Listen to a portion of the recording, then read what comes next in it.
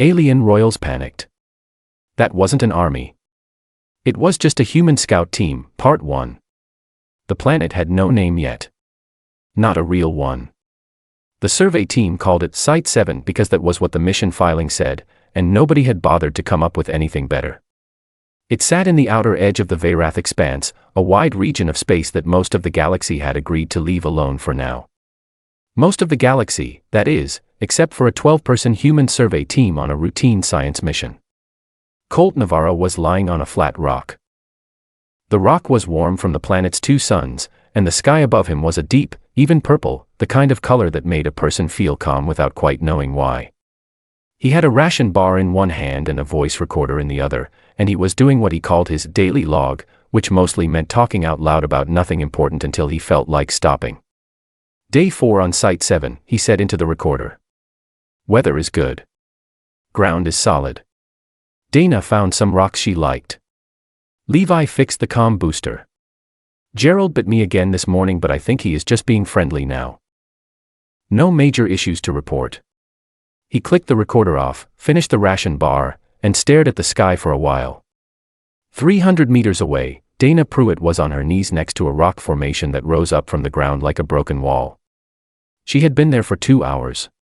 She had a small hammer, 3 brushes of different sizes, and a data pad covered in notes that only she could fully understand. The formation was a type of compressed sediment that she had not seen in exactly this pattern before, and she was very happy about this. Colt, she said into her comm unit without looking up from the rock, I think this layer here is about 40,000 years older than the one below it. That does not make sense with the normal order. I am going to need another sample container. There are 4 in the blue bag by your tent, Colt said. I used those already. There are more in the ship. Can someone bring them? Levi Okafor, who was sitting nearby eating his own lunch and listening to all of this, stood up without complaint and headed toward the ship. He was the youngest on the team by about 6 years, and he had learned early that the fastest way to keep things running smoothly was to just go get whatever Dana needed before she had to ask twice. The ship sat in a clearing about 400 meters from the main camp. It was not a beautiful vessel. It had started its life as a mid-range transport, then been sold twice, refitted once, and modified in a dozen small ways by Gary Tench, the team's engineering specialist, until it looked like something that had been repaired by a person who really enjoyed repairing things. The hull plates on the left side were a slightly different shade than the rest. The landing struts had been replaced with a heavier model. The sensor array on the roof had 3 additions that were not in the original design, because Gary had thought they would be useful, and he had been right. Far above the planet, in a part of space that looked completely empty, it was not empty at all. A conclave sensor station orbited the outer edge of the Veyrath expanse at a distance that made it invisible to any scanner the humans were carrying.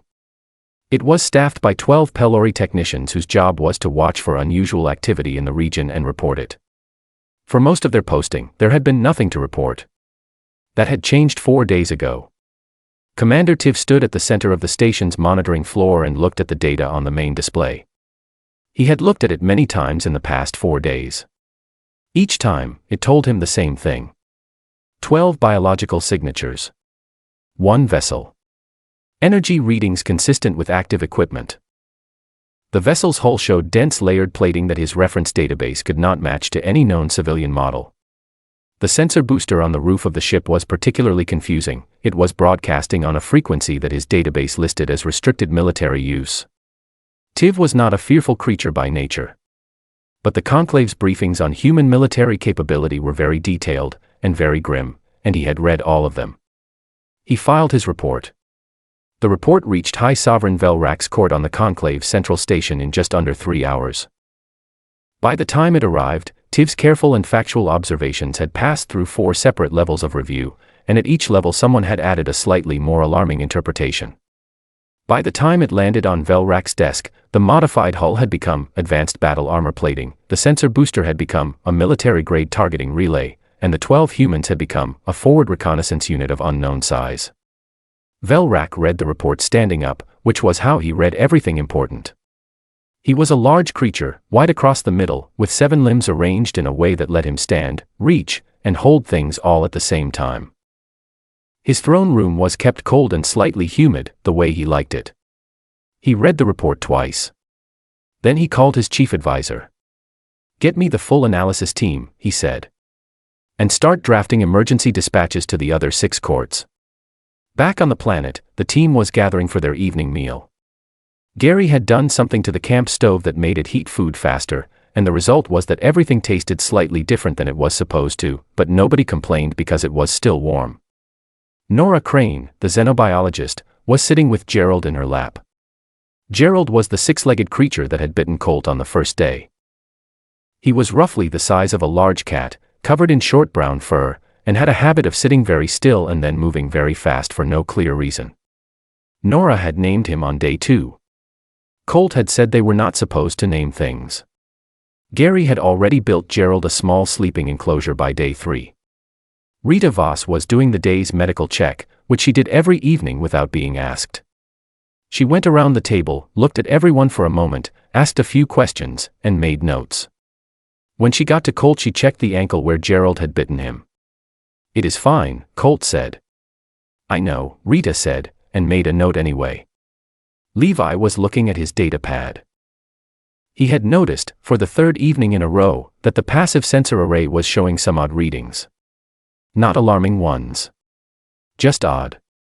He mentioned it to Colt. "Probably the gas giant's radiation belt," Colt said. "We are close enough that it would scatter the signal." Levi looked at the readings again. "Maybe," he said. "Log it and we will check it properly tomorrow," Colt said. Levi logged it and set the pad down. Above them, the purple sky was going dark, and the first stars were coming out. Somewhere up in that darkness, things were happening that none of them knew about. Reports were being sent. Courts were being called. A fleet was being carefully moved into a better position. The campfire burned low. Gerald made a small sound and went to sleep in Nora's pack. Colt finished his coffee, said good night, and went to his tent. The sensor array kept pinging quietly into the night. Nobody was worried about it. Alien royals panicked. That wasn't an army. It was just a human scout team. Part 2. The War Council of the Sovereign Conclave had not met in full session for 40 years. The last time had been a border dispute with a civilization that no longer existed, and that session had been resolved in 3 days with a trade agreement and a formal apology. This time, the mood was different. This time, there were humans involved. The 7 royal courts connected through quantum relay links, which meant that every sovereign and archduke and grand matriarch appeared in the same enormous virtual chamber even though they were spread across 6 star systems. The chamber itself was a design built for exactly this kind of moment: high ceilings, formal lighting, every seat positioned to suggest equality while still making the central speaking platform slightly elevated for whoever was talking.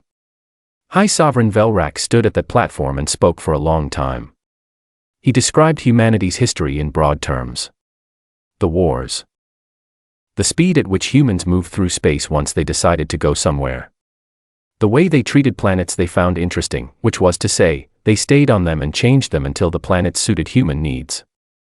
He described the sensor data from Site 7 in careful detail, and he described what his analysts believed it meant. When he finished, the chamber was quiet for a moment. Archduke Sun of the Pelori went next. He was a tall, narrow creature with feathers along his arms that shifted color when he was excited, and right now they were a very bright, agitated blue. He pulled up updated data from the sensor station. In the 4 days since Commander Tiv's initial report, the humans had moved. Their path across the planet's surface cut directly through a geological zone that the Conclave's own survey teams had marked as impassable without heavy equipment. Unstable ground, deep thermal vents, high winds in the lower valleys. The humans had walked through it in an afternoon. Sun presented this as evidence of physical capability beyond what the Conclave had previously recorded. He spoke about the implications for military planning. He spoke about the danger of underestimating a species that treated impassable terrain as a shortcut. At the far end of the chamber, Grand Matriarch Ozine of the Dreth sat and listened to all of this without speaking. She was ancient by any standard, with a long, quiet face and eyes that moved slowly and missed very little. She had 3 advisors sitting behind her, and none of them spoke either. They simply watched. When Sun finished, she raised one hand slightly. "I have a question," she said. Her voice was not loud, but everyone heard it. Sun nodded. If this is an advance army, Ozine said, where is their supply chain? The chamber was quiet again. An advance unit requires resupply, she continued. Food, fuel, equipment, medical material. A unit operating this far from human space would need a logistics chain behind it. We are watching one ship. Where is the chain? Nobody had a good answer. Sun said the chain might be cloaked. Velrak said it might be operating on a different route. Someone from the Kethera delegation said perhaps human technology had advanced to the point where 12 soldiers could operate indefinitely without resupply, which caused a brief wave of uncomfortable murmuring across the chamber.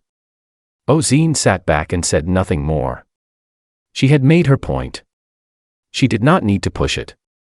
The council voted. A cloaked observation ship would be sent to Site 7 to get a direct visual record of the humans. The mission was observe and report only, no contact, no engagement. The ship would transmit everything it recorded back to the council in real time. Velrak privately sent a second order to the battle fleet that had been repositioned 2 systems away. He told them to move 1 system closer. He did not mention this to the council. On Site 7, the morning started the same way it always did. Levi made the coffee. Dana was already at her rock formation before anyone else was awake. Gary was doing something to the water filtration unit that it had not asked to have done to it. Rita ran a 3-kilometer circuit around the camp perimeter, which she did every morning, and came back looking no different than when she left. Colt checked the passive sensor logs from the night. The odd readings were still there, but they were not stronger, and they were not closer. He logged a note, filed it under low priority, and poured himself a coffee. The reason the team had walked through the impassable geological zone was simpler than anyone in the War Council had imagined. On the second day of the survey, Gary had spotted a thermal vent system from the air while doing a standard skin pass. He had mentioned it to Colt. Colt had mentioned it to Dana. Dana had said thermal vents sometimes created unusual mineral concentrations in the surrounding rock. They had detoured.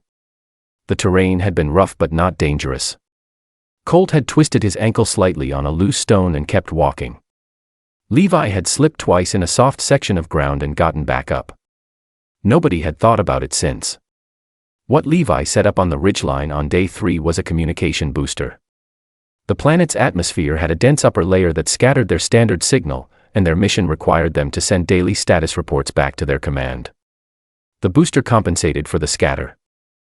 It was a standard piece of equipment that every survey team carried, and Levi had set it up in the highest open spot he could find, which happened to be a prominent ridge visible from a wide area. The cloaked observation ship arrived above Site 7 in the early afternoon of the team's 5th day. It settled into a high orbit and began transmitting. The first images showed the survey camp clearly. 6 tents arranged in a loose circle. A fire pit. A camp stove. Equipment cases stacked near the ship. The modified vessel itself, sitting in the clearing. Then the drones appeared. Nora had been trying to catch Gerald again. Gerald had gotten out of his sleeping enclosure that morning. Gary was already redesigning the latch, and had run into the low scrubland east of camp. Nora had gone after him on foot, then decided she was not fast enough, and had pulled out the team's 3 small survey drones to help herd him back toward camp. The drones were each about the size of a dinner plate, quiet, fast, and capable of covering a wide area quickly. Nora directed them with a handheld controller, sweeping them back and forth in a pattern designed to guide Gerald toward a natural gap in the scrubland where she was waiting. The observation ship's crew watched this with growing alarm. 3 aerial units. Moving in coordinated formation. Sweeping a wide area in a systematic tactical pattern. The crew commander wrote in his log, "Humans are conducting aerial reconnaissance with unmanned tactical units. Formation discipline is precise. Coverage pattern suggests professional training." Gerald emerged from the scrubland at high speed, ran directly past Nora's legs, and headed back toward camp. Nora swore, recalled the drones, and ran after him. Colt caught Gerald by sitting down in the middle of the path and waiting. After about 4 minutes, Gerald walked up to him and sniffed his boot.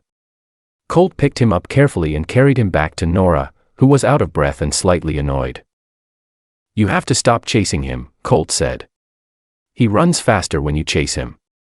"I know that now," Nora said. The observation ship logged the entire sequence.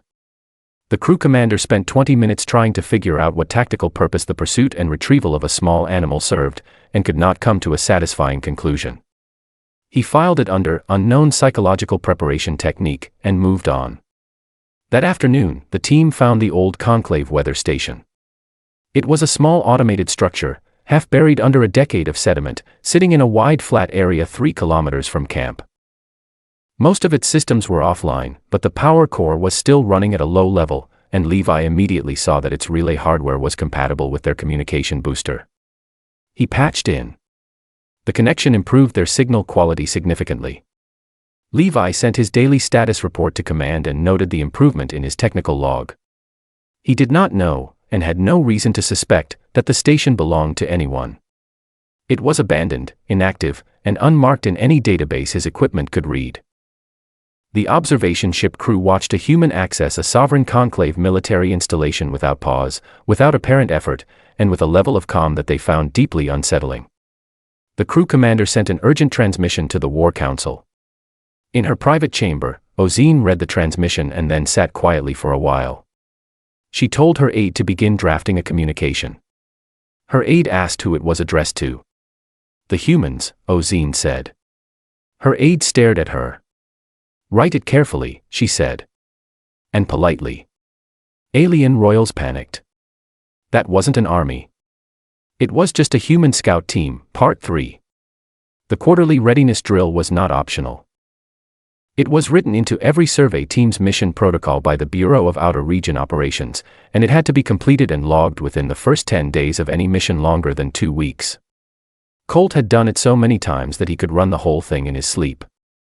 He had, on one occasion, run a significant portion of it while still very tired from the previous night, and it had gone fine. He announced it at breakfast on day 6. The team received this information in the various ways they received most information. Dana asked if she could finish logging her current sample set first.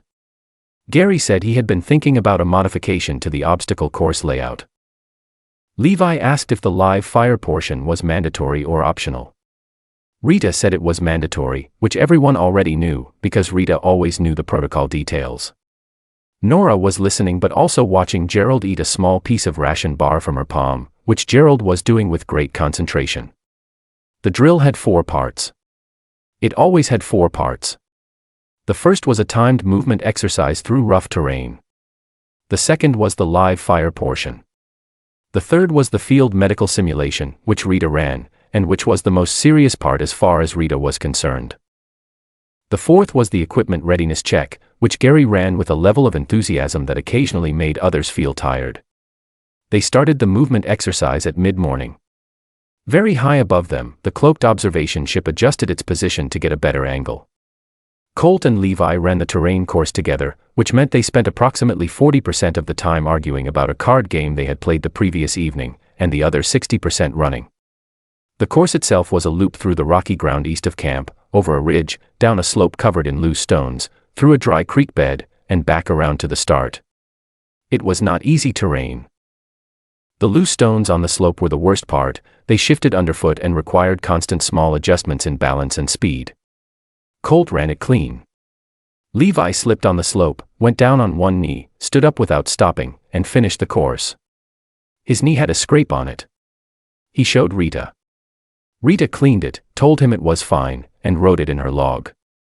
The observation ship crew watched 2 humans run through terrain their own analysts had rated as moderately hazardous without protective equipment, at a pace that their motion tracking software recorded as faster than the conclave military standard for elite infantry. One of the humans fell and got back up without any visible reaction to the injury. The crew commander noted this in his log, but he was already writing the next entry before he had finished the first one, because the humans had moved to the second part of the drill. The live fire targets were Gary's work, which meant they were more interesting than they needed to be. He had built them from equipment cases, scrap frame material, and the casing of a broken geology scanner, and he had arranged them in a pattern that he said was tactically realistic. Dana had looked at the pattern and said it looked like the molecular structure of a type of crystal she had found on day 2. Gary had said that was a coincidence. It was not clear whether it was. 12 targets. Scattered across a flat area. Distances from close range to long range, mixed. Each team member had a standard issue survey sidearm, which most people outside the survey teams called a very serious weapon, and which the survey teams called their sidearms because that was what they were listed as in the equipment manifest. The weapons were old. Several of them had names scratched into the handles by previous owners. Colt's had the word "reliable" on the grip, written in small neat letters. The drill required each team member to hit their assigned targets within a set time. The time limit was generous. The targets were large. This was a readiness check, not a competition. They were done in under 4 minutes. 30 targets between 12 shooters. The accuracy was high not because the team was performing, they were not concentrating especially hard, and Levi was still thinking about the card game dispute, but because they had done this many times, the weapons were well maintained, and the targets were not moving. In the observation ship, the crew sat in complete silence for a long moment after the shooting stopped. Then the crew commander began writing. He wrote for a long time. He described the weapons as advanced long-range precision instruments. He described the target pattern as a sophisticated tactical simulation layout. He described the completion time as extraordinary. He noted that the humans had shown no visible preparation, no discussion before the drill began, and no particular reaction when it was over, which he interpreted as evidence of deep conditioning and professionalism at a level he had not previously encountered. He did not consider that the humans might simply be bored. The field medical simulation was next, and this was the part that Rita cared about. She set up the scenario with the seriousness of someone who understood that the scenarios were practice for things that could actually happen, and that how you practiced was how you would perform when it mattered. She ran a mass casualty scenario with 4 simulated injured team members. She assigned roles to the others, coordinated the response, tracked time, tracked resource use, and debriefed everyone at the end with specific notes on what could have been faster or cleaner. It took 35 minutes and ended with Rita telling Gary that his bandaging technique had improved since the last drill, which Gary received as high praise. The observation ship watched a human medical team execute a coordinated response operation with military-grade organization and precision. The crew commander filed this under separate cover and flagged it urgent. Gary's equipment readiness check took the longest, mostly because Gary found 3 things he wanted to improve while checking whether everything was working, and improving things took time. He was still writing notes when the others had already gone back to the camp. After the drill, the team ate lunch. Levi had thought about the card game situation during the entire readiness check and believed he had identified the specific rule that Colt had been wrong about. He raised this at lunch. Colt said he had not been wrong. Levi said he had checked. The rule was clear. Colt said Levi had been reading the old version of the rules, which had been updated 2 years ago. This took up most of lunch. Nora spent the meal writing notes on Gerald's behavior and diet. Rita reviewed the drill debrief. Dana was not at lunch because she was still at the rock formation and had, over the comm unit, declined the invitation to eat because she had found something new in the sediment layer and needed 20 more minutes. This was the 4th time in 6 days that she had said she needed 20 more minutes. That evening, the passive sensor readings were stronger. Levi looked at them for a long time. "Colt," he said. These readings. They are not radiation scatter from the gas giant." Colt looked at the pad. He looked at it for a moment. "No," he said. "They are not." He thought about it. Active sensor emissions had a specific signature. These matched. "Someone is watching us," Colt said. He did not sound especially concerned. He sounded like a person who had just identified something that needed to go on the task list. "What do we do?" Levi asked. "Log it," Colt said. "And send a report to command. They can decide what it means." He logged it. He sent the report. Then he poured himself the last of the coffee and went to check on Gerald, who had gotten his head stuck in an empty equipment case and was making small frustrated sounds about it. Far above the planet, in her private chamber on the Conclave Central Station, Ozine read the observation ship's latest transmission. She set it down and looked at the communication she had been drafting for 2 days. She picked up the stylus and finished it. Alien Royals panicked. That wasn't an army. It was just a human scout team, Part 4. The message came through at just after midday on day 7. Levi was sitting by the comm equipment doing his standard check when the signal arrived on the frequency he had been using for their boosted transmissions. It was not from their command. It was not from any registered human source. He stared at it for a while. Then he called Colt. Colt came over, wiped his hands on his jacket because he had been helping Gary with something mechanical, and read the message. It was formal and very polished. It opened with a series of honorific titles that took up 2 full lines. Then it said, in translation, that the Sovereign Conclave, speaking through the office of Grand Matriarch Ozine of the Dreth, wished to open communication with the human unit currently operating in the Veyrath Expanse. It said that the Conclave was prepared to discuss terms. It asked that the humans refrain from advancing further into the Expanse pending those discussions. It said this in very careful language that had clearly been chosen by someone who was worried about how it would be received. Colt read it twice. Then he looked at Levi. "What advance?" he said. Levi thought about it. Maybe they mean our survey route. Dana had appeared at some point during this exchange. She read the message over Colt's shoulder. "Are they talking about the valley we mapped yesterday?" she asked. "I do not know," Colt said. He thought for a moment. He was the team lead. Situations like this were technically part of his job description, listed under the heading of Unexpected Contact Protocols, which he had read during training and reviewed once since. The protocol said to be polite, be honest, do not make promises you cannot keep, and report everything to command immediately. He sat down and dictated a response. It was straightforward. He introduced himself and the team. He explained that they were a civilian-adjacent science survey team operating under a registered mission, reference number included. He said they were not aware of any advance and asked if there was something specific the Conclave was concerned about. He attached a copy of their mission filing, which was a publicly accessible document, and sent the whole thing back on the same frequency. Then he reported to command and asked for guidance. Then he told the team what had happened. The reactions were varied. Gary said, "Huh," and went back to what he was doing. Rita set down her coffee cup and asked a few precise questions about the nature of the contact and whether there was any indication of threat. Nora asked if the Conclave had any biological data on the creatures native to Site 7, and whether it would be appropriate to ask. Dana asked if their survey data might be of interest to the Conclave and whether sharing it would count toward their mission's community outreach requirement.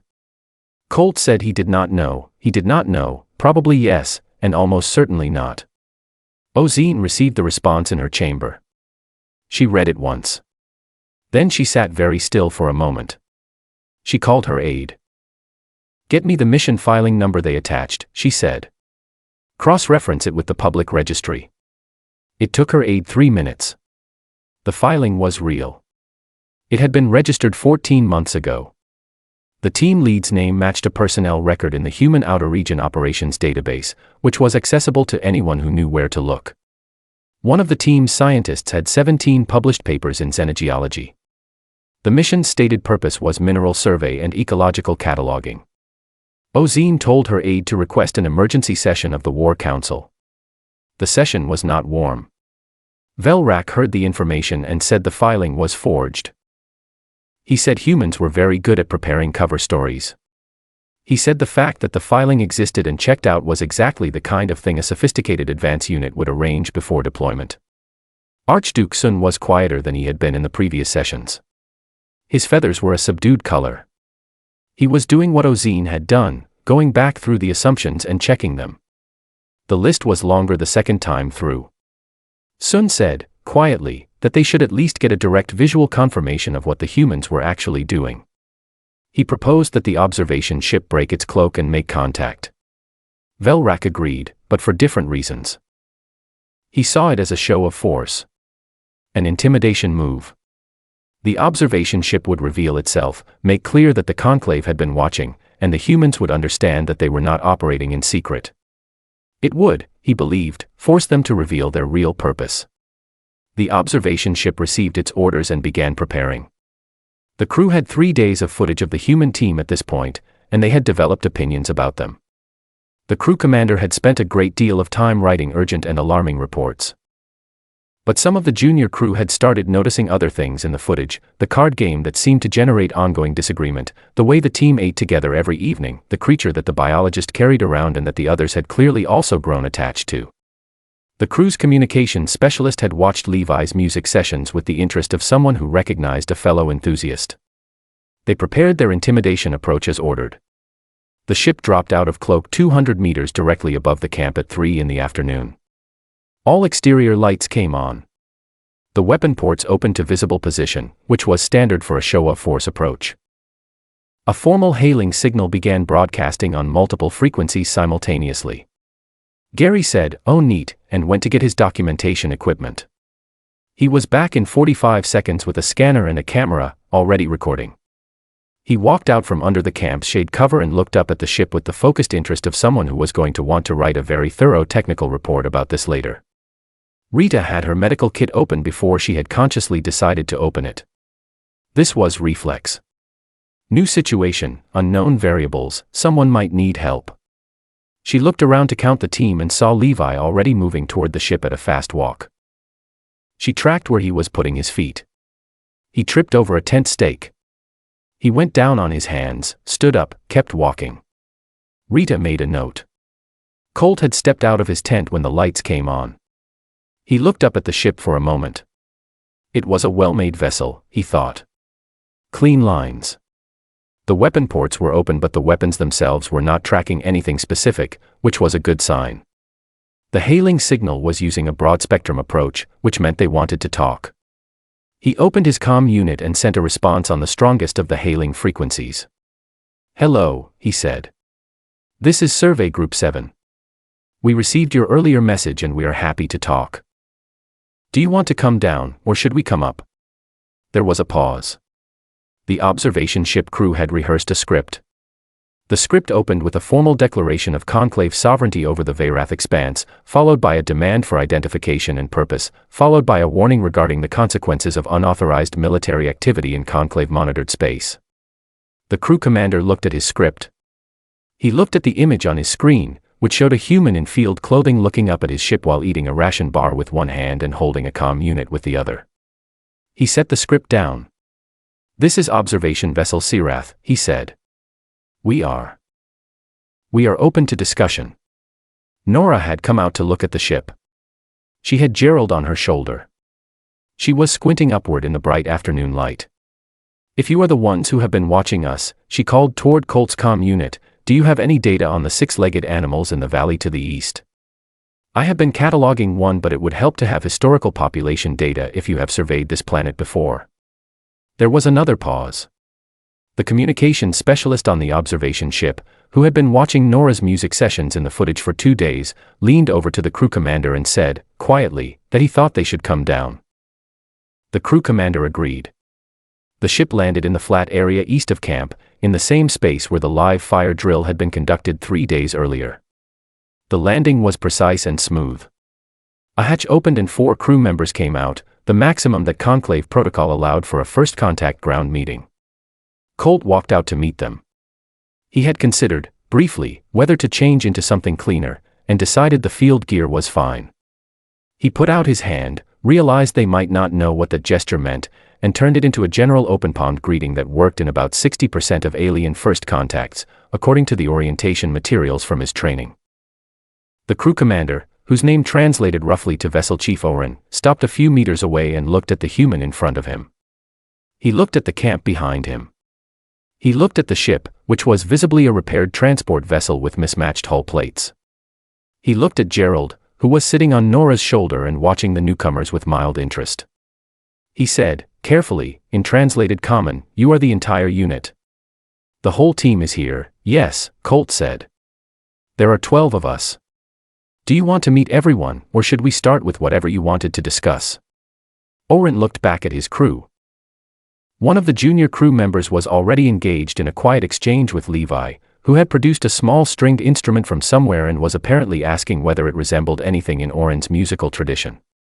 "Perhaps," Oren said slowly, "we could start with some food." "We can do that," Colt said. "Gary makes the coffee, which is very strong, and I recommend not having more than one." That evening, the observation ship crew had dinner with the survey team. Velrak received a transmission about this and demanded an explanation. Alien royals panicked. That wasn't an army. It was just a human scout team. Part 5. The diplomatic summit was held on the Veyrath Waypoint, a neutral transfer station at the junction of 4 trading routes that no single civilization owned. It was the kind of place that had been built for exactly this sort of situation, large enough to host a full conclave delegation, with meeting rooms and formal chambers and a catering service that could handle the dietary requirements of 15 different species. The conclave delegation arrived first. They had been preparing for 3 days. The formal chamber had been arranged with the symbol of each royal court displayed in the correct order. Translators had been briefed. Security had swept the station twice. Velrak's personal aide had written a 40-page briefing document on expected human negotiation tactics, which Velrak had read in full on the transit over.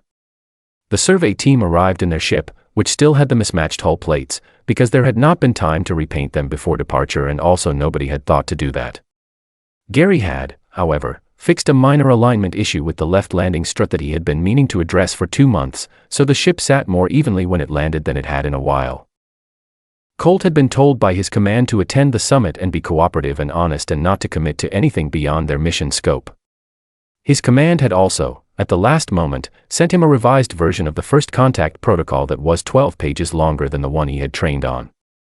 He read the first 3 pages on the transit over, then put it down because Levi and Gary had started a disagreement about the best route through the station's docking approach, which required his attention. The team wore their field gear.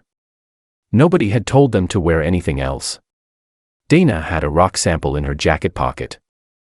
She had found it on the last morning of the survey and had not yet had time to log it properly. The formal session opened with Velrak at the central platform. He had spent a long time on his opening statement. It was measured and serious and spoke about galactic stability and the responsibilities of advanced civilizations and the importance of clear communication before any misunderstandings could escalate beyond repair. He delivered it with the weight of someone who had been carrying this particular speech in his mind for several days. Colt listened to the whole thing without interrupting. When the translation came through, he waited a moment to make sure it was finished. Then he was invited to respond. He said, "Thank you for the time. We are a science survey team. We were doing a routine mineral and ecological survey of Site 7 under mission filing 477 Delta 9. We had no intention of claiming the region or causing concern to anyone. We are happy to share all of our survey data as a gesture of good faith." He pulled out his data pad and handed it to his communications liaison, who began the transfer.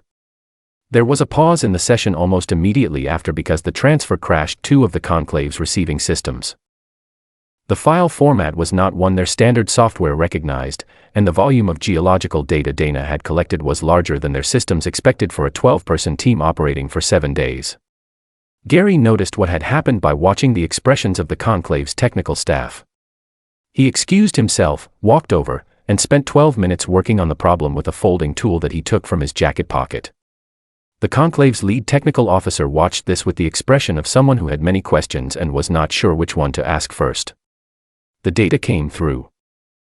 It took the conclave's analysts about 20 minutes to review enough of it to confirm what they were looking at. The survey data was exactly what a 7-day mineral and ecological survey of that region should look like. It had geological sampling records, atmospheric readings, biological observations, terrain mapping, and an extensive and enthusiastic series of notes on an uncatalogued 6-legged species, including daily behavioral logs and dietary observations. The species had been given the preliminary catalog designation 77 Alpha, with a handwritten note in the margin that said Gerald. Archduke Sun read the file summary quietly. His feathers, which had been a tense and wary color all morning, shifted to something more muted. He sat back in his chair and looked at the ceiling for a moment. He said, out loud, clearly enough that the full chamber could hear, "We mobilized a battle fleet for a geology survey." Nobody replied to this immediately. The statement sat in the room for a while. Velrak did not look at Sun. He was reading the survey data himself on a small screen his aide had set up. He had been looking at a section that showed the team's daily activity logs.